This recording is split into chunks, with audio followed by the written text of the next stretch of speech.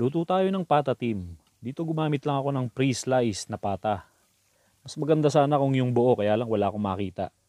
Tapos minarinate ko lang siya sa oyster sauce, soy sauce, ketchup. Naglagay na rin ako ng 4 na kutsaritang brown sugar. Naglagay na rin ako ng pamintang buo, star anise at ang ating bay leaves. Marinate lang natin yan for 30 minutes. After 30 minutes, painit na tayo ng mantika. Sear lang natin yung ating balat ng pata para hindi siya mapunit kapag pinakuluan na natin. Tapos hanguin na natin yan. Then gisahin na natin yung ating sibuyas at bawang.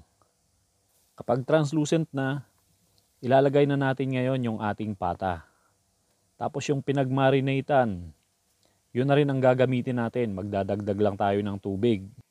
Pakukuluan lang natin yan sa loob ng 1 oras. After 30 minutes, babalik ta rin lang natin yung ating pata. Tapos magdadagdag tayo ng asukal. 2 kutsarita.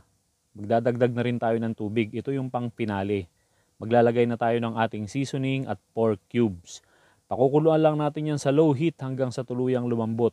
Dito dapat shiitake mushrooms ang gagamitin. Kaya lang wala akong nakita kaya gumamit na lang ako ng alternative. Then blanch na natin yung ating pechay. Diyan natin ilalagay sa ibabaw yung ating pata team. Ganyan lang kasimple. Halika, kain tayo.